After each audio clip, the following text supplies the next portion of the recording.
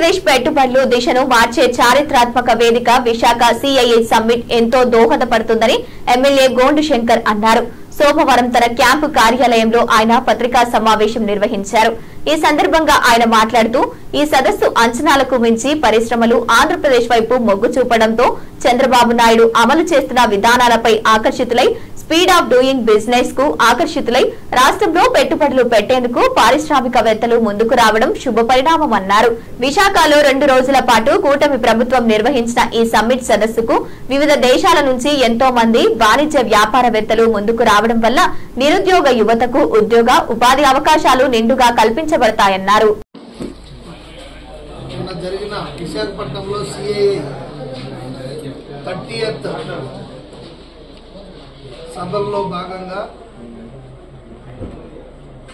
Sun rise state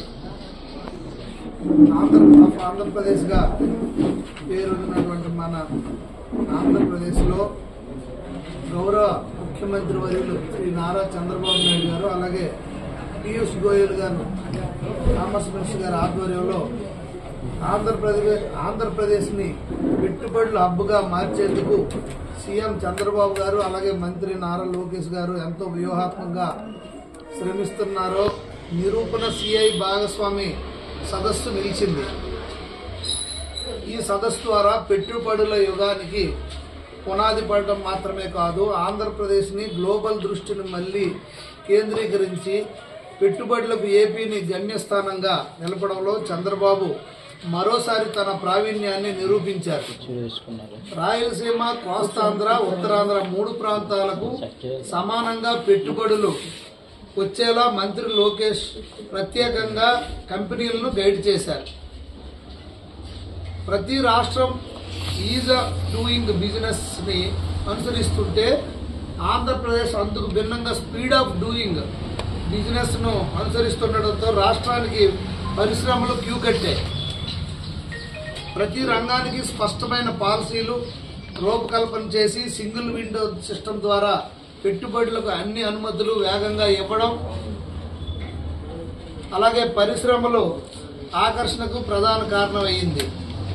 2 రోజుల్లోనే భారీ ఎత్తున ఒప్పందాలు కుదుర్చుకొని పెట్టుబడుల వర్షం కురిపించడం చంద్రబాబు, లోకేష్ గారికి పెట్టుబడుల పట్ల ఉన్న స్పష్టమైన విజన్ ను నిరూపించింది.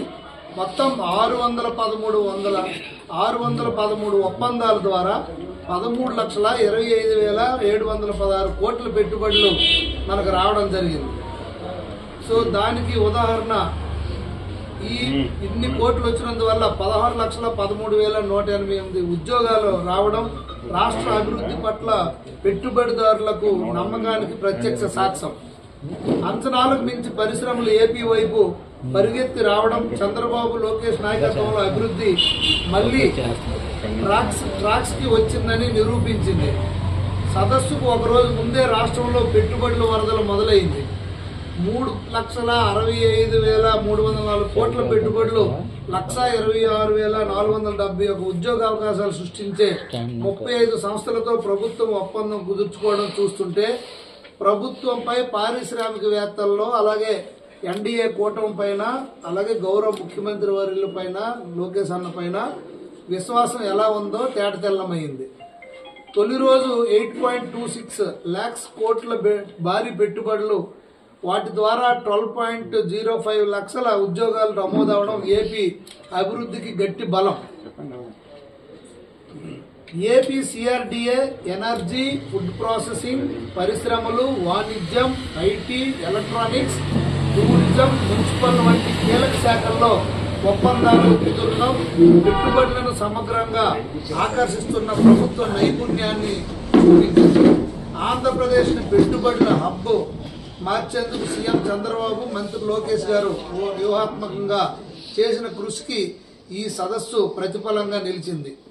జగన్ రెడ్డి గత 5 సంవత్సరాలు చేసిన విధ్వంసకర విధానాలకు భయపడి రాష్ట్రం నుండి విడిచిపోయి వెళ్లిపోయి రెన్యూ, హీరో ఫ్యూచర్స్, ఏబీసీ వంటి కంపెనీలు సైతం చంద్రబాబును అనుసరిస్తున్న విధానాలు, లోకేష్ అమలు చేస్తున్న స్పీడ్ ఆఫ్ డూయింగ్ బిజినెస్ కు ఆకర్షితులై లూలు లాంటి సంస్థలు అన్ని కూడా మళ్ళీ తిరిగి రాష్ట్రానికి వచ్చాయంటే అది గౌరవ ముఖ్యమంత్రి వర్యులు అలాగే మానవ వనరుల శాఖ మంత్రి లోకేష్ అన్న గారికి ఉన్న చిత్తశుద్ధి.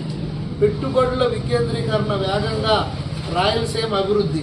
పెట్టుబడులు ఒక ప్రాంతానికి మాత్రమే కాకుండా 3 ప్రాంతాలకు సమానంగా ఇవ్వాలనే ఉద్దేశంతో ప్రభుత్వం వికేంద్రీకరణ నిబద్ధతకు నిదర్శనం ఏంటంటే నాడు జీనోమ్ వ్యాలీ, మైక్రోసాఫ్ట్ వంటి టెక్ దిగ్గజాలను హైదరాబాద్కు తీసుకొచ్చి అభివృద్ధిలో రాష్ట్రాన్ని ముందుంచిన వ్యక్తి చంద్రబాబు నాయుడు గారు. నేడు కూడా ప్రతి ప్రాంతానికి ఓ ప్రధానమైనటువంటి పరిశ్రమను తీసుకొచ్చి అభివృద్ధిలో ముందుంచుతున్నారు. సిఐఐ సమ్మిట్లో పవర్ సెక్టార్లో కుదుర్చుకున్న అధిక శాతం పెట్టుబడులు రాయలసీమకే రావడం, అలాగే రాయలసీమ అభివృద్ధిపై ముఖ్యమంత్రికి ఎంత శ్రద్ధ పెడుతున్నారో అర్థమవుతుంది. Drone, renewable energy, manufacturing, textiles హబ్గా రాయలసీమను, quantum, aqua, port based industrial hub, అలాగే horticulture, petrochemical, education, health, medical hub, కోస్తాంధ్రాను, అలాగే data tech, IT, AI, food processing, electronics హబ్బుల్ని ఉత్తరాంధ్రాను అభివృద్ధి చేయడానికి ప్రభుత్వం పూర్తిగా నిబద్ధతతో ఉంది. సిఐఐ సదస్సులో ప్రతి జిల్లాకి ప్రాధాన్యత లభించింది. ప్రతి జిల్లాకు పరిశ్రమలను తీసుకొచ్చారు.